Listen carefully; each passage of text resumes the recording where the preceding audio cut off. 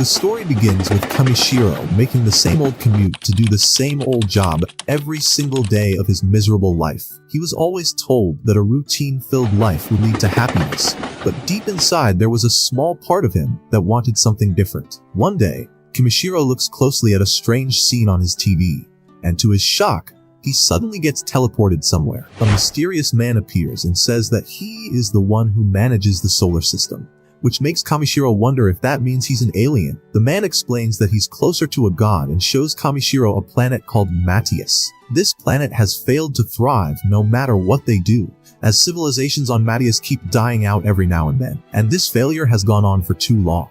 So, the god has decided to do something more drastic. He will give this planet a single drop of water, because even just one drop can create giant waves capable of changing the entire planet. Surprisingly, he has chosen Kamishiro to be this drop of water. In Kamishiro's eyes, this is quite the responsibility, but the god explains that Kamishiro isn't alive anymore anyway. If he doesn't go, he will simply vanish along with his soul. To make the deal better, the god offers to give Kamishiro special powers. He starts by giving him magic and maxed out mana, but he also wants to know what else Kamishiro desires. Hearing this, Kamishiro instantly goes from skeptical to excited and boldly declares that he wants cute partners to join him on his quest. Much to his delight, the god assures him that he will meet them in time, and then he continues adding even more powers. He strengthens Kamishiro's search ability and makes it possible for him to earn money by selling materials. He provides him with a handbag to carry all his gathered materials, and also grants him the ability to understand every language in the world. To bolster his defense, the god gives Kamishiro several resistances. Just then, Kamishiro begins to disappear, which means it's almost time for him to leave. The god briefly wonders if he gave Kamishiro too many abilities, but it's already too late to go back. However, he does express concern when he sees who Kamishiro's partner will be, and he questions if it will really be okay. This naturally makes Kamishiro freak out, but there is no time for an explanation. The god simply tells him that he will be fine, and moments later, Kamishiro wakes up in his new world in his new body. Unsure of what exactly he's supposed to do, Kamishiro decides to look for a place with people, and eventually finds a village. However, he quickly realizes that he won't be able to buy food without any money. Just then, he remembers that the god had strengthened his search ability so he could find materials to sell. When Kamishiro activates his search magic ability, nothing happens at first, which disappoints him. Then he realizes he was pronouncing it wrong, so when he says it correctly, little symbols pop up everywhere. These symbols show him where materials are located, and when he uses the word scan, he can see even more detailed information about them. Kamishiro is thrilled to have such helpful abilities, and he can't believe his luck when the very first material he gathers turns out to be B rank. He continues gathering materials from the areas marked by his ability, but most of them turn out to be low ranks. Still, he remains motivated until he finds a strange-looking stone that catches his attention. He thinks it might be valuable because of how pretty it looks, but to his confusion, it turns out to just be a turd, though somehow it is labeled as C rank. Even though it's disgusting, Kamishiro is still pleased, because now he understands that the things he can sell are categorized by different symbols, and he can find them easily with his search ability. With his bag now full of materials, Kamishiro can't wait to see how much money he can earn, so he rushes into the village. At the gate, the guard assumes that Kamishiro must be a knight because of his tall and imposing stature, but Kamishiro corrects him by saying he's just a seller of materials. The guard, who introduces himself as Marlowe, explains that this would make Kamishiro a gathering specialist, which is quite rare. He also tells him that while they don't have a specialized material store, they do have a general store. Kamishiro goes straight there, and to his surprise, the shop owner becomes amazed when Kamishiro shows him the turd. The man identifies it as the feces of a hammer anteater, and is extremely impressed by its shape and color. He even praises Kamishiro for doing such a great job finding such an exquisite item, and offers him 5 gold coins for it. Kamishiro has no idea how much that's worth, so the shopkeeper explains that one night at an inn costs 500 raves, and 1 gold coin is worth 1,000 raves. Doing the math, Kamishiro is shocked to realize that this man is willing to pay the equivalent of $400 for a piece of turd. The shopkeeper gets overly excited when Kamishiro accepts his offer, even rubbing the turd on his face in admiration, which horrifies Kamishiro. After that, Kamishiro shows him the rest of his haul, and the shopkeeper can't believe Kamishiro collected it all by himself. He wonders why someone would bring such great items to a shop in the middle of nowhere, and Kamishiro simply says that he enjoys traveling while gathering different materials. Impressed by his skills, the shopkeeper asks him for a favor. There's some mythal ore located in a nearby mountain, and he wants Kamishiro to retrieve it for him. Always up for an adventure, Kamishiro accepts, and the shopkeeper pays him 360,000 raves for all of his items. When Kamishiro does the conversion, he nearly faints, realizing that it's almost $25,000. Before he leaves, the shopkeeper warns him that there are monsters on the mountain, but expresses confidence that Kamishiro can handle it. Before setting out, Kamishiro spends the night at an inn, where a girl brings him a bowl of water that costs 30 raves. When she explains that it's to clean himself with, Kamishiro is shocked. He would much rather take a bath, but to his dismay, the girl tells him there are no baths in town. Only sorcerers can clean people using magic, but there aren't any around here. Hearing the word magic gives Kamishiro an idea, so he pays the girl and, once alone, tries a few words.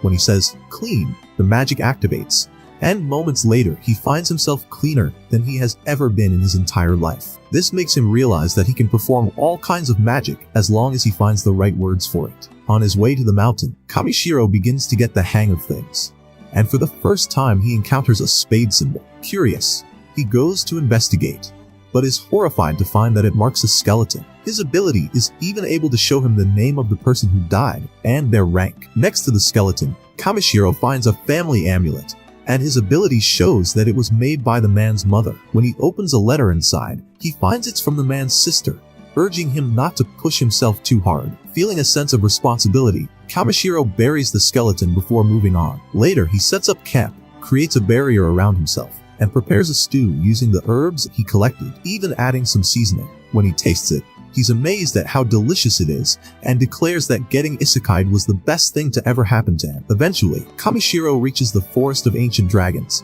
a dangerous place filled with monsters. He uses light magic to see the symbols around him, but notices there are no ores or animals nearby. He wonders if it's because he smells bad, but decides not to worry, since it means he won't get attacked. However, just as he sees the end of the forest, he realizes too late that the ground beneath his feet has disappeared, and he plummets off a cliff. While falling, Kamishiro frantically cycles through every word he can think of, but nothing works. Float doesn't work. Levitate doesn't work.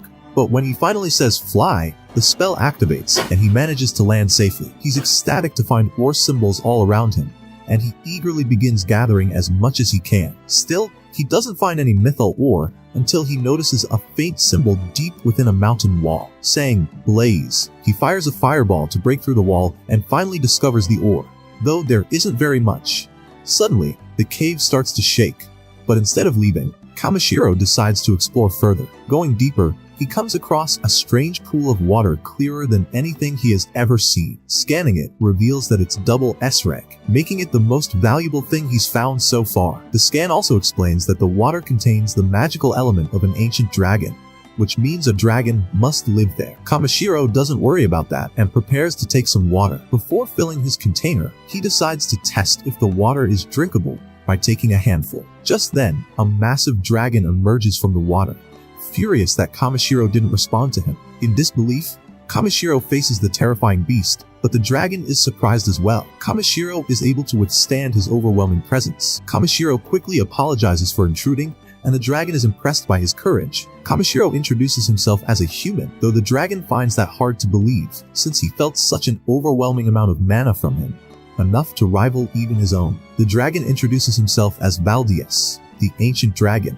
and reveals that he has a request. Acknowledging Kamishiro's purity and strength, Valdius believes he might be able to awaken his child, whose egg refuses to hatch. To motivate him, Valdius offers a large amount of mythal ore as a reward. He shows Kamishiro the egg and instructs him to pour his mana into it, just like when he created light earlier. Kamishiro says heat to warm the egg, but as his power surges, he realizes something is wrong. Suddenly, his body is pulled into the egg, and he panics, thinking he just arrived in this world and wanted to see more of it before dying. But instead of dying, he finds himself in a strange place where a girl appears, calling him reckless. At first, Kamishiro thinks she might be the god from earlier, but soon realizes she's someone else. The girl explains that she's been meddling with this planet for tens of thousands of years, but Kamishiro caused a massive ripple in just one day, which she doesn't like. Before he can ask more, she simply sends him away. Kamishiro is confused when he returns to the world, but relieved when he sees that the egg has successfully hatched.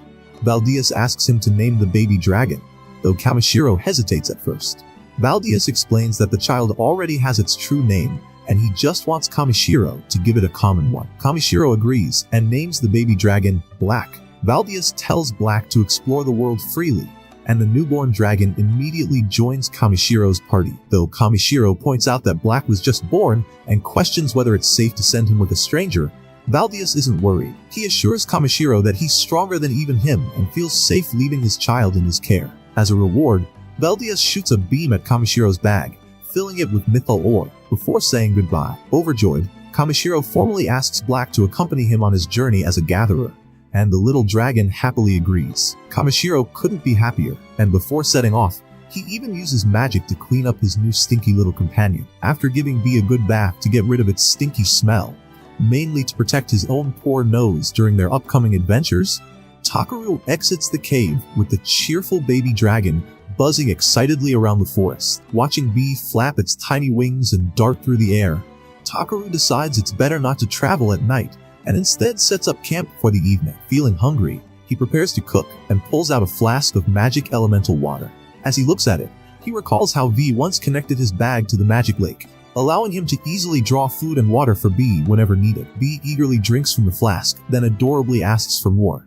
So Takaru gives her another cup, only for B to offer that cup back to him, insisting he drink some too. Amused, Takaru takes a sip of the refreshing water, feeling instantly revitalized. Next, he sets down a few glowing magic stones and casts a protective barrier around them. As he watches the stones shimmer, Takaru remembers how rare and valuable they are in this world. Yet he casually uses them like disposable batteries, simply because he can create more with his own mana. He sighs and admits to himself that he's probably the only man who can waste precious magic stones just to make dinner easier. Heating one of the stones to act like a portable stove, Takaru begins cooking steak and stew, his favorite meal. Bee watches in awe, her eyes wide and sparkling as the smell fills the air. When the food's finally ready, Takaru notices Bee drooling, though he worries whether human food might upset her tiny dragon tummy. Testing a small bite on her, Bee instantly burns her mouth, squealing in pain. Laughing, Takaru cools down the food by blowing on it like a doting parent and feeds her again. This time, Bee eats happily, tail wagging as she fills her belly and curls up in satisfaction. Watching the little dragon roll around lazily, Takaru wonders aloud why she doesn't seem sad about being separated from her father. In response, Bee simply hugs him, or rather, wraps around him with her tiny wings, and Takaru smiles, realizing she's genuinely happy living with him. Curious about her potential, he checks her stats and nearly chokes when he sees that this supposedly baby dragon already ranks as a powerful B-class creature with multiple elemental abilities. Still, Takaru reminds himself that even strong kids need guidance, so he scolds her gently, warning her not to do anything dangerous. Midway through his lecture, Bee falls asleep, snoring softly. Takaru sighs and wonders whether the space manager paired him with a reptile partner just to test his patience. The next morning, Takaru climbs up the mountain and returns to the forest, pleasantly surprised at how peaceful it looks in daylight. While Bee plays nearby, he uses his search skill to find herbs to sell, but before long, Bee flies back trembling with fear. Activating his detection skill, Takaru senses several monsters approaching. He realizes that after washing off his monster-repelling stench in the cave, he's now fully back on the menu. Deciding to get some monster loot anyway, he prepares for battle, and almost immediately, a ferocious rock falcon screeches behind him. Takaru turns, unimpressed, calling it adorable compared to that nightmare meatball from last time. Spotting the bird's plump body, he grins and mutters, "Guess we're having KFC tonight." As the falcon charges, he forms an ice shield and fires sharp icicles, turning the giant bird into a neatly frozen chicken dinner. Then come the serpent wolves, lean, fast, and very bitey. One lunges at him, but Takaru activates his speed enhancement skill, leaps into the air, hardens his legs with mana, and delivers a skull-crushing kick straight down. The others fall just as fast. When a sneaky wolf tries a back attack, Takaru casually knocks it away with one hand, muttering that even Earth's mosquitoes were more annoying. After collecting meat and monster materials, he senses even more enemies nearby and groans. "Seriously? I'm not running a meat factory here!" Not wanting to spend all day fighting, he plans to retreat, but before he can, Bee swoops in, grabs him, and tries to lift him into the sky. Takaru laughs, thinking there's no way the tiny dragon can lift him, until it actually does. Shocked, he quickly casts a weight reduction spell to make the flight easier. B flaps furiously, rocketing upward, and before Takaru can say NASA, they're soaring through the clouds. Too high! Too high! He shouts, and B, taking it literally, panics and drops him. Thankfully, he lands safely, waking up with B licking his face. Looking around, he realizes she's flown them completely out of the forest. He praises her speed and strength, but gently reminds her not to overdo it next time, since he's not as durable as she is. Delighted by the praise, B tries to hug him, and instead headbutts his stomach. As they continue walking toward Tormi village, B notices a strange branch in Takaru's hand. He explains it's the Yggdrasil branch, an SS rank legendary artifact he's had since his first day in this world. Sadly, it's been inactive this whole time, but when B blows a puff of smoke on it, the branch glows to life. Takaru stands frozen, wide-eyed as the dormant relic awakens. Excited, he holds it up like a staff and jokes that he finally looks like a proper magician instead of a wandering herb seller. Suddenly, a growl echoes from the forest,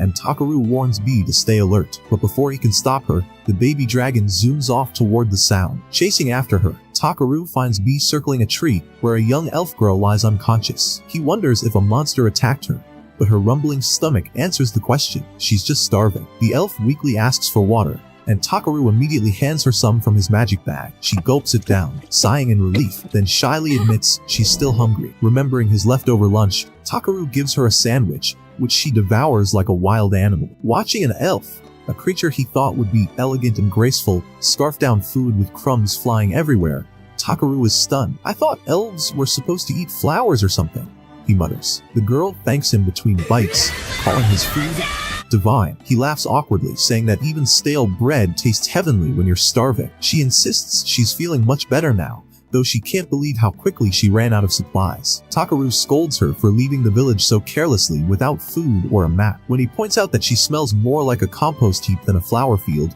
the elf gasps in outrage and storms off, embarrassed and offended. After she disappears into the trees, Takaru shrugs, muttering, "Guess I'm not getting invited to the Elf Kingdom anytime soon." He gathers more materials on his way out of the forest, and soon spots a carriage approaching. As it nears, he notices it's pulled by an elegant E-rank unicorn horse. The driver, a friendly man named Poron, greets him and asks what he's doing out here alone. Takaru explains he's heading to Tormi village on foot, which surprises Poron. His wife Eliza and their 2 kids peek curiously from inside the carriage. Seeing the staff in his hands, Poron assumes Takaru's a magician, but he waves it off, saying he's just a gatherer. Impressed, Poron insists he join them on the ride to Tormi. At first, Takaru refuses, worried his size will break the carriage, but the kids beg him to come. Giving in, he sits at the back, though his huge frame makes the entire cart wobble slightly. Poron laughs, teasing him about his size, while his kids giggle non-stop. Feeling embarrassed, Takaru apologizes, but Poron assures him it's no problem and says he's glad to help a fellow traveler. When Poron's daughter Yunan offers Takaru a handmade gift, he's touched and asks why they trust him so easily. Their son Kin proudly explains that if Takaru were dangerous, their magical bell would have alerted them. Looking at the enchanted item, Takaru quietly thinks he could make one even better. Soon, B starts moving inside his bag, making strange noises. The kids hear it and ask what it is, so Takaru awkwardly admits it's a pet. Eliza tells him it's fine. Adventurers often travel with tamed monsters, so he lets B out. The children immediately fall in love with the adorable black dragon, petting her non-stop. Poron and Eliza are speechless. Dragons are incredibly rare, yet here's one sitting on their laps. To hide the truth, Takaru lies that she's just a normal black dragon, definitely not an ancient one. The family assumes he's a dragon knight, but Takaru laughs, explaining that he simply found and hatched a random egg. Poron nearly drops his reins in shock, exclaiming that hatching a dragon egg alone is practically impossible. Curious, Takaru asks Eliza how rare dragons are, and she explains that even dragon knights are rare, but real dragons are nearly mythical. Takaru grins, thinking it's just like one of his favorite RPG quests come to life. Later that night, they stop to rest. Takaru sets up a protective barrier using magic stones, and Poron feels relieved knowing no monsters can get close. B patrols the area like a tiny guardian, making the family feel even safer. When Eliza starts preparing dinner, Takaru offers to cook instead. Pulling out his portable cooking set from his bag, the kids gasp in awe, thinking it's magic. But Takaru chuckles and says it's just bottomless storage. Soon, the delicious aroma fills the camp, and everyone eagerly digs in after Takaru gives the signal. The kids are instantly delighted, while Eliza praises the flavor. Poron stays silent for a moment, shoulders trembling, until he bursts into tears, snot running down his face, crying, This is real food! He wails about all the bland dried meat he's been eating on the road, making everyone laugh, including Takaru, who can barely breathe from giggling. After dinner, Poron takes out a guitar and strums a cheerful tune while Eliza sings softly beside him. The kids dance around, and Takaru joins them, playing with Bee and laughing freely for the first time in ages. Watching the warm family share music and joy under the starlit sky, he remembers his lonely life back on Earth. Feeling deeply grateful, Takaru looks up at the shimmering night and thinks that maybe, just maybe, this icy sky world has given him a new chance at happiness. With Bee curled up beside him, softly snoring, Takaru lies back, smiling at the stars, ready for whatever adventure tomorrow might bring. The next morning, while Bee and the kids were still fast asleep, Takaru cleaned his scissors. Curious about why he was up so early, Eliza asked him what he was doing. He explained that he was taking care of his gathering tools. She nodded, praising his dedication to his job, and walked away. Holding his scissors, Takaru thought about how he had originally become a gatherer out of necessity, just to earn money. Yet now, he truly enjoyed the work. Nearby, Poron informed him that they would be leaving after breakfast. Takaru requested to drive the carriage this time, and Poron agreed. Taking the reins, Takaru enjoyed the feeling of riding the beautiful unicorn as Poron noticed that they were getting close to their destination. With Bee sitting comfortably on his lap and countless treasures packed in his bag, Takaru felt a surge of excitement at the thought of returning home. After getting off the carriage, he thanked Poron for the ride. Poron waved it off casually before leaving with his wife and kids. Guarding the town's entrance, Marlowe commented that spring must be close since Poron was returning to town. Curious about Poron's job, Takaru learned that the merchant spent the winter traveling to sell warm clothes and returned home when the season improved for hunting. Remembering Poron's joyful smile while eating simple meat, Takaru realized how lucky he was to be able to gather valuable materials with just his ability. As Marlowe reminded him about Jerome's task, Takaru remembered to visit the shopkeeper. Inside the shop, he handed over the materials he had collected during his trip, secretly mixing in some magic mythal ore. Jerome carefully examined the ores before asking how Takaru had acquired such legendary materials. Seeing Takaru's confusion, Jerome explained that just a few pieces of magic mythal ore could contain more magical power than all the magic stones available in their kingdom. Realizing that he had accidentally revealed an incredible secret, Takaru acted nonchalant and claimed that he just happened to find the ore lying around. However, Jerome wasn't fooled. Even if it was luck, he noted, it still took skill and courage to retrieve such a rare and dangerous material. Thinking that Takaru's talents were being wasted in a small village, Jerome suggested he visit Belkane, a large city filled with guilds, merchants, and knowledge. He told Takaru that if he could make Tormi village famous in the city, he would attract more customers. Although Takaru had no plans to become famous, he did feel excited about exploring a bigger city and seeing more of the world. After leaving Jerome's shop, Takaru returned to the inn for the night. Flipping through a book, he searched for information about the guild Jerome had mentioned. He discovered that Bilim had an adventurer's guild where travelers from all backgrounds gathered to exchange goods, services, and information. While the guild members were called adventurers, not all of them were fighters. Some specialized in supporting roles, like gatherers or artisans. Learning this, Takaru felt a growing desire to explore more of the ice sky world and meet new people. He decided to visit Belka to expand his potential and earn more money. Before heading out, he prepared for the long journey while staying in Tormi. During those days, Takaru attended a lively town festival where everyone shared food and drinks. He smiled as Bee played with a group of kids who ran up to greet the dragon's kind master. Enjoying the village life, Takaru continued gathering materials during the day and preparing processed seasonings at night. The woman who usually handled his materials told him that the villagers would miss him once he left. Takaru admitted that he was also sad to leave such kind people, but insisted that he wanted to explore the bigger world beyond Tormi. Seeing his determination, the woman stopped trying to persuade him to stay and instead handed him a large bag full of food for the road. Thinking he would have nothing to eat on his long trip to Belim, Takaru thanked her warmly, but she wasn't done yet. She kept stacking more and more bags in his arms until he had enough food to feed a small army. Shocked but grateful, he accepted everything. Later that evening, he sat in his room holding the magic mythal ore that Jerome had refused to buy. Wondering what to do with the powerful material, Takaru pondered for a while.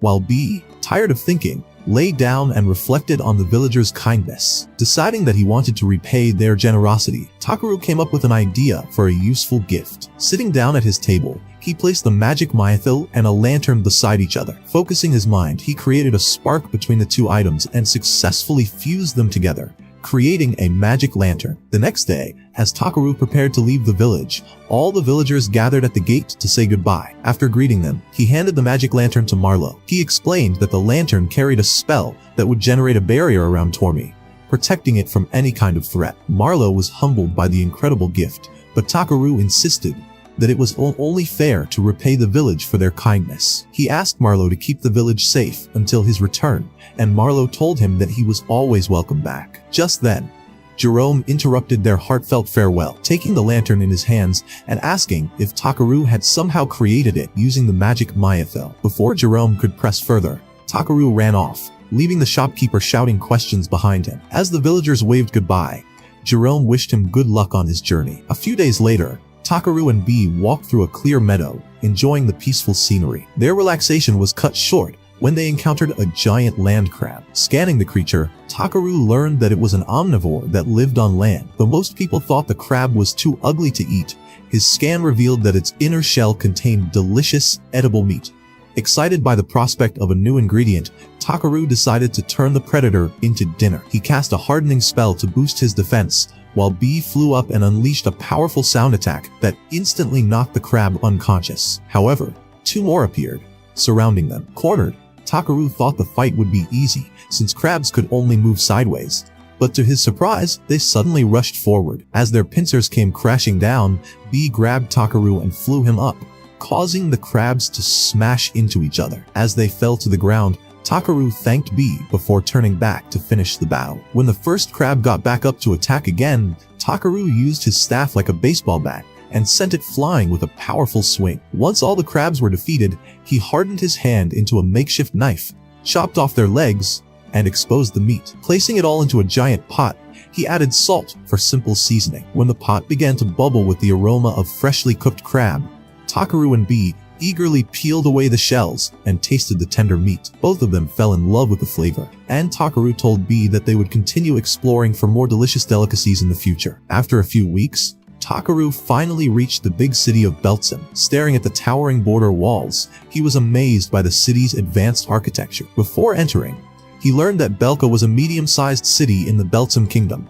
known for its thriving agriculture and forestry industries. He was even more surprised to discover that Belka was home to the continent's largest adventurers guild, where people from all over the world gathered to trade, work, and share information, earning it the nickname, the City of Commerce. As he approached the gates, he noticed a long queue of people lined up for inspection. When it was finally his turn, Takaru used a small concealment spell to hide his storage bag, and told Bee to stay hidden while the guards inspected him. Inside the inspection room, Takaru handed over his bag, surprising the guards when they saw that he was a gatherer. They asked if he had come to sell his items, but Takaru explained that he wanted to join the Adventurers Guild. The lead guard nodded in understanding and welcomed him to the city, but said he would need to use a spell called Avils to check whether Takaru was trustworthy. The guard held up a magic mirror to scan Takaru's stats and quickly approved him after seeing nothing suspicious. Curious, Takaru used his own scan on the mirror and discovered information about the guard instead. Trying again,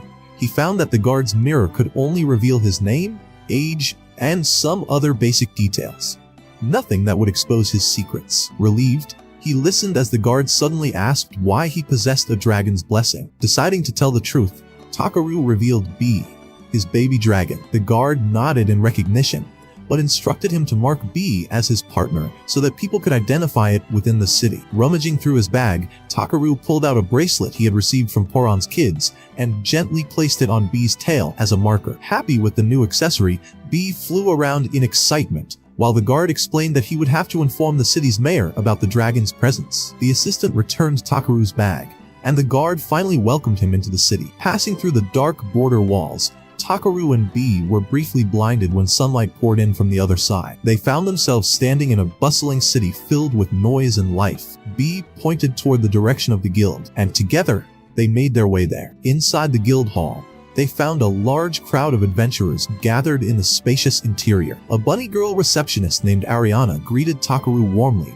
and handed him a registration form. Takaru wondered if he could write in the world's foreign language, so he wrote his name in Japanese. But a magic skill automatically translated it into the native language of the world. Once he finished, Ariana glanced over the form and asked if he had ever fought any monsters as a gatherer. Calmly, Takaru replied that he had fought chimeras, hellhounds, and giant land crabs. Skeptical, Ariana asked for proof. He hesitated since the monster bodies were too large, but she assured him that even large parts would be acceptable. With her permission, Takaru reached into his bottomless bag and pulled out an entire land crab, which crashed through the table under its massive weight. The terrified receptionist stumbled back as a nearby beastman noticed the commotion and cast a spell called Abel to scan Takaru. After finishing the scan, the beastman asked where Takaru had gotten his bottomless bag. Takaru explained that it had been a gift, and the beastman nodded, satisfied. He told Ariana that Takaru was safe, explaining that the Abel spell could detect evil intent. Once the checks were done,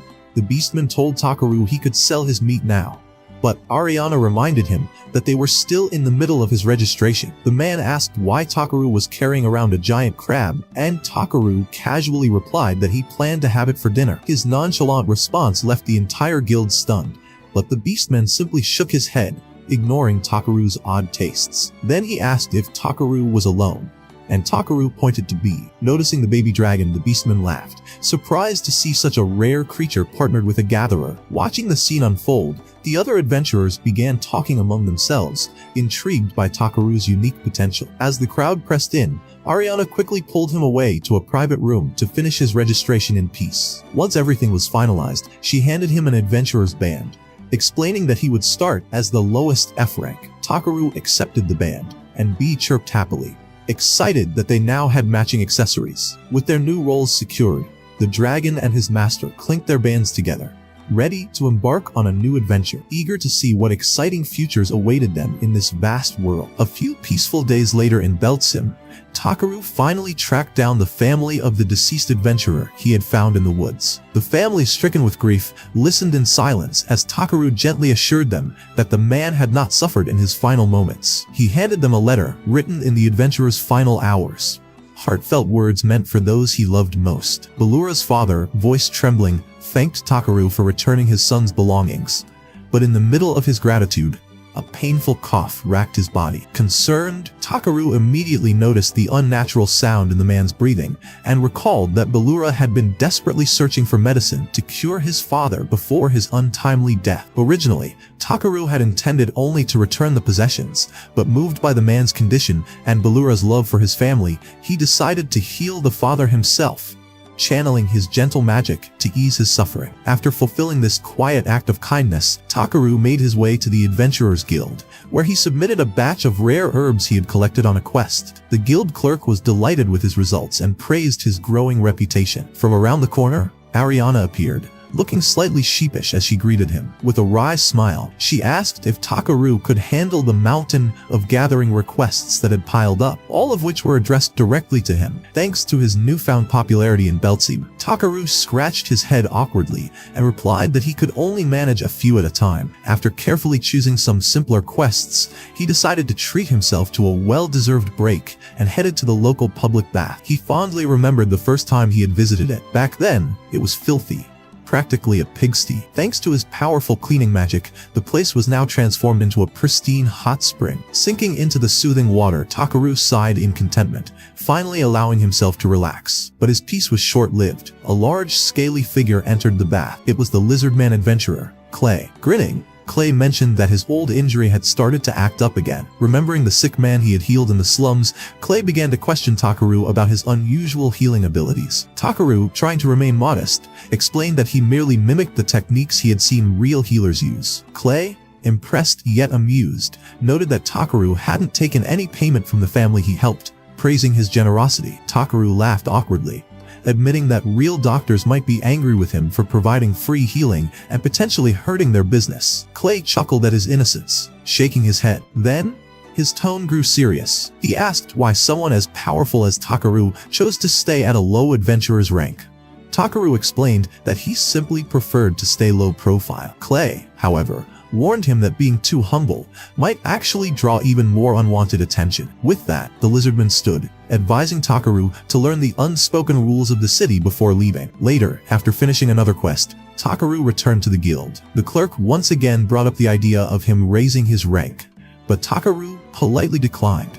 Aware that the guild mainly wanted to assign him more difficult and troublesome tasks, he felt a bit guilty, but valued his peace of mind more. Suddenly, chaos erupted as a panicked adventurer burst through the guild doors, warning of a massive goblin attack. The guild master immediately called all adventurers ranked D and above to arms, assigning the formidable A-rank lizard man, Clay, to lead the defense. Takaru quietly tried to slip away, hoping to avoid being dragged into the battle, but the guild master spotted him and insisted he join one of the strike parties. Once everyone was assembled, the guild master briefed the group on their mission to defend the Stavov Plains. Watching the other adventurers roar with passion and excitement, Takaru sighed, feeling completely out of place. Two beastmen sneered at him, mocking his timid appearance and warning him not to get in their way. Before he could respond, the guild master approached, intrigued by Takaru's growing reputation. He mentioned that even Grit, the strict guild appraiser, often spoke highly of him. A rare compliment indeed. The beastmen were stunned, while Takaru silently wished people would stop praising him so much. The guild master smiled and told him to protect those he cared about before departing, leaving his assistant, Muselli, to accompany Takaru. Muselli apologized for her master dragging Takaru into battle. Though she was only a low-ranked adventurer, her eyes gleamed with excitement at the chance to prove herself. But when they arrived at the battlefield's camp, her courage faltered. Surrounded by monstrous roars and the stench of blood, Muselli trembled in fear, clinging to Takaru. Placing a reassuring hand on her shoulder, Takaru gently told her that it was okay to be scared. He explained that she didn't need to fight directly. Instead, she could use her healing magic to support the others. No one likes to fight unless they must protect someone, he said softly. His words gave her courage. She smiled weakly, nodded, and ran off to assist the healers. Watching her newfound resolve, Clay appeared beside Takaru, laughing and teasing him for his inspiring speech. When Takaru asked why Clay wasn't fighting, the lizard man admitted his old wounds still hurt. He then asked Takaru if he saw him as a coward for retreating once before, but Takaru replied sincerely that someone could be injured in the back while protecting others too. Clay was taken aback by his words. Their conversation was cut short by smoke rising from the front lines. The formation had been breached. Clay, despite his injury, grabbed his spear and charged forward. Takaru tried to stop him, but Clay insisted he couldn't abandon his comrades. Moments later, Takaru saw Muselli still tending to the wounded. Inspired by her bravery, he decided to act. Pulling out his Yggdrasil staff, he cast a powerful barrier around the healers' camp, shielding them from the oncoming goblins. As the astonished healers watched, he told them he was going to help Clay and dashed toward the front. When he arrived, the battlefield was chaos. Adventurers struggled to hold the line until Takaru struck a goblin down with a single blow. Though he hated harming others, he knew he had to fight to protect his friends. B, sensing his hesitation, spread her wings and unleashed a powerful lightning spell, obliterating the goblin horde in an instant. The adventurers cheered, thanking Takaru for saving them. He quickly asked what had caused the attack to spiral out of control. They explained that a goblin sergeant, a rare, elite type, had appeared, breaking their formation. Clay had helped many escape but stayed behind to hold the line. As rain began to pour, Clay fought valiantly, but soon collapsed, his old wound throbbing painfully. Just as the goblins closed in for the kill, B swooped in, frying them with lightning. Takaru rushed to Clay's side, insisting they retreat, but Clay refused, determined not to abandon the others. The goblin sergeant lunged at them, forcing both men to dodge. Clay shouted that he would hold them off, but Takaru, instead of fleeing, asked whether his backwound carried any good memories. Confused, Clay admitted it didn't, only pain. Hearing that, Takaru took out a vial of magical dragon water and splashed it onto Clay's back, then raised his staff to cast a healing spell. The pain surged through Clay's body as his wounds closed, and suddenly his form began to change. His scales darkened, his muscles expanded, and enormous wings burst from his back. In disbelief, Takaru watched as Clay transformed into a massive black dragon. When the stunned lizardman asked what Takaru had done, Takaru admitted he was only trying to heal him. Empowered by his new form, Clay roared and charged back into battle,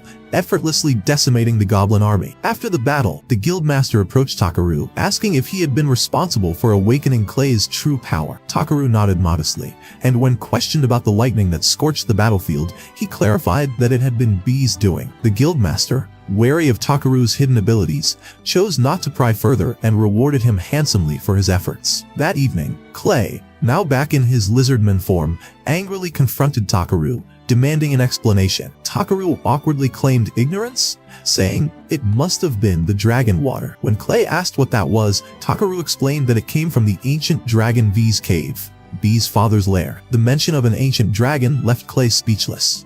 When he asked why Takaru would waste such a precious item on him, Takaru simply replied that he wanted to save a friend. Moved yet bewildered, Clay pressed further, asking how Takaru had managed to alter his race entirely. Takaru explained that he visualized Clay's nervous system, allowing the energy to flow naturally, a concept that left Clay completely dumbfounded. Realizing there was more to Takaru than met the eye, he asked about his true identity. After some hesitation, Takaru finally confessed that he was from another world. Clay stood frozen in shock, but eventually believed him, having witnessed his miraculous powers firsthand. He then revealed that his lizardman race descended from the noble Dragonute bloodline, and that Takaru's dragon water had awakened it. Although thrilled to inherit his ancestors' legacy, Clay admitted he was struggling to control his newfound strength. Takaru cheerfully told him he'd get used to it in time, an offhand comment that earned him an exasperated glare. Annoyed by his carefree attitude, Clay decided to punish him by making him obey his commands for the rest of the day. The next morning,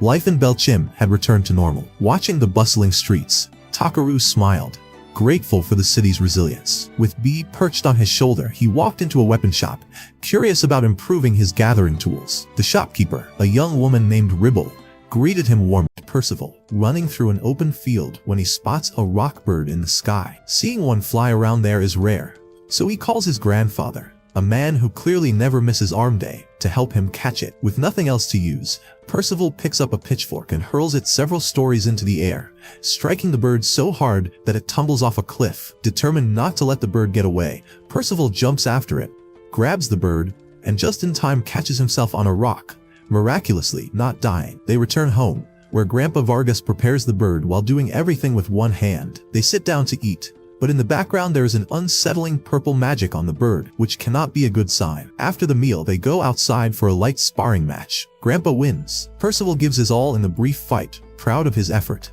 while Grandpa later goes inside to wash the dishes. While Percival is still enjoying himself, he suddenly remembers something important. His birthday is tomorrow, and he'd completely forgotten. He runs back up to the house to tell Grandpa. He seems oddly unexcited and even unsure how old he is. Tomorrow he will turn 16, the age of adulthood in this world. He's excited because he thinks this means he can finally drink beer. Though he is old enough to join the army, he is still too young to drink Grand Pate. Grandpa takes him to the top of the cliff and points out the huge space beyond their island, telling him about traveling to new places. Percival, however, doesn't care about exploring. All he wants is to keep living his simple island life with Grandpa, and to continue eating dinner together. Grandpa mentions that Percival's father once went on adventures, though Percival knows nothing about him because his father is dead. Vargas asks if Percival feels lonely after so much time on the remote island, but Percival is content as long as Grandpa is there with him. That night he sleeps early,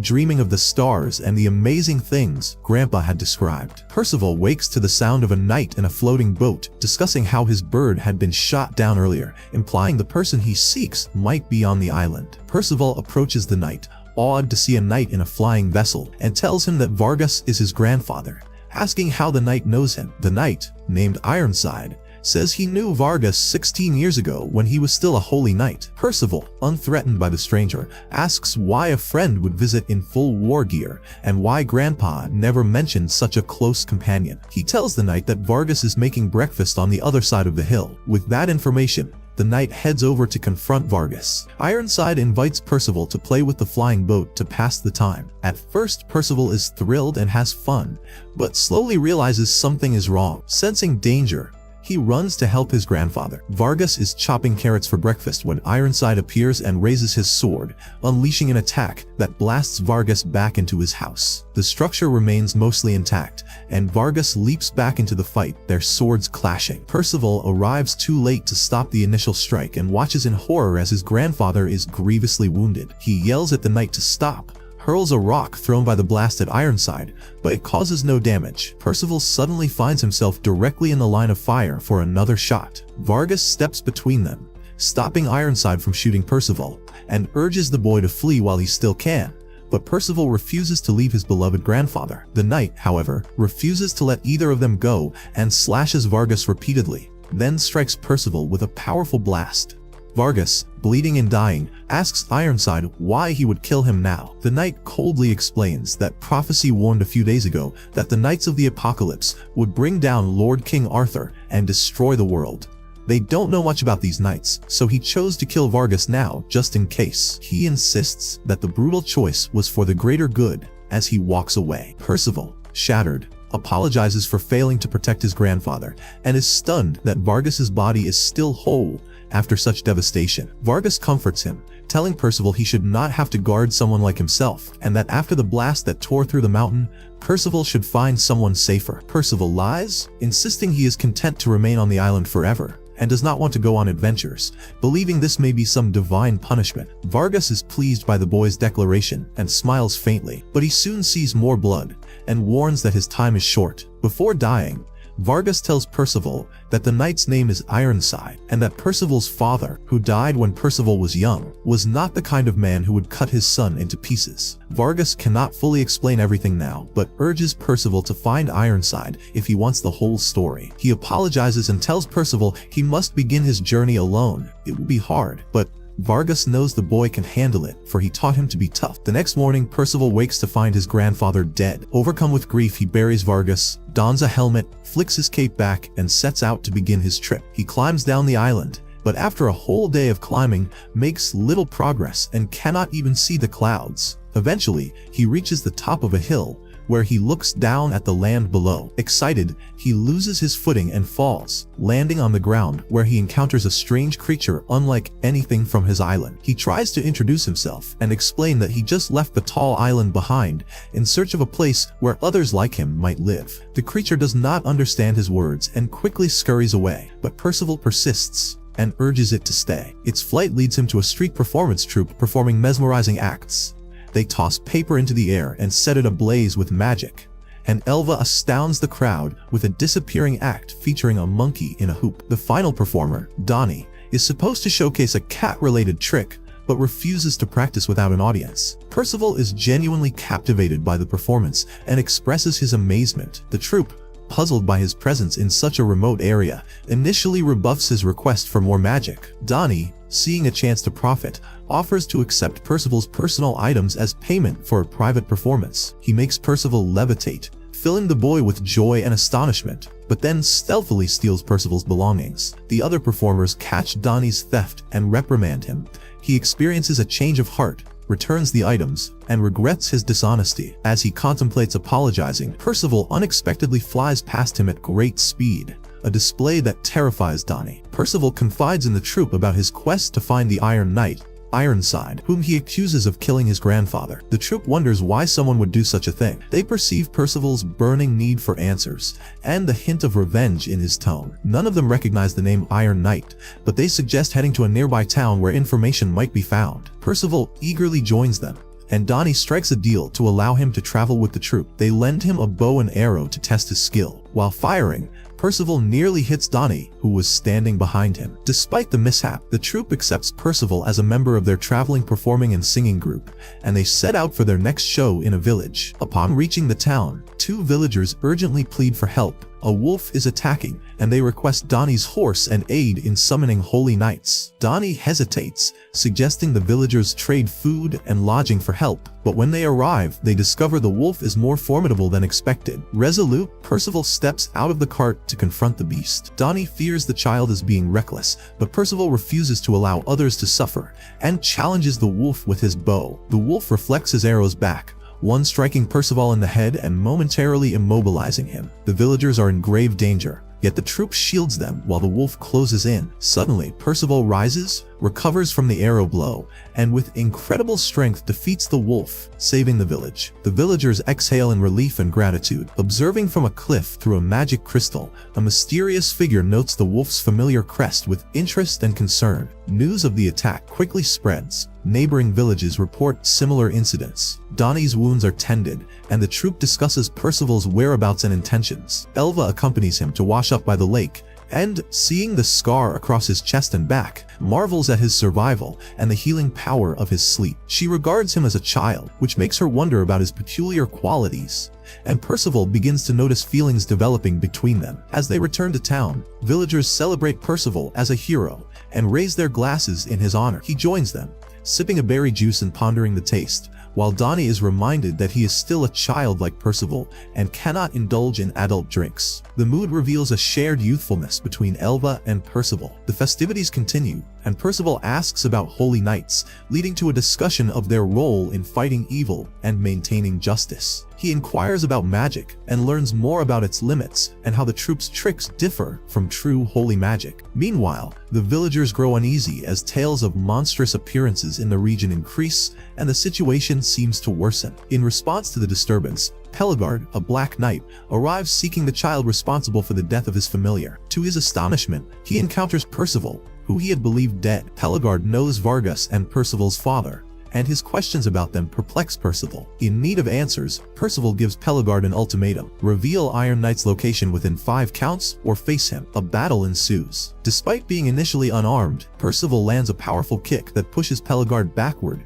despite the knight's heavy armor. Pelagard proposes terms. If he wins, Percival will accompany him for training. If Percival wins, Pelagard will disclose Iron Knight's whereabouts. Percival's determination and burgeoning powers surprise Pelagard, who seeks to test the boy's strength. During the duel, Pelagard attempts to prod Percival into revealing why he previously denied possessing magical abilities. Percival answers with fierce, powerful strikes that force Pelagard to unleash his own magic. Observers, villagers and members of the performance troupe watch the clash unfold from a safe distance as villagers are evacuated. Percival lands extraordinary blows that push Pelagard back and impress the knight with the boy's bravery and tenacity. Pelagard repeatedly strikes Percival to try to convince him to embrace his magic, and a child in the crowd's encouragement adds fuel to Percival's resolve. Ultimately, Percival's latent magical powers erupt, surprising Pelagard and the onlookers. Recognizing the boy's hidden abilities, Pelagard becomes intrigued rather than angry,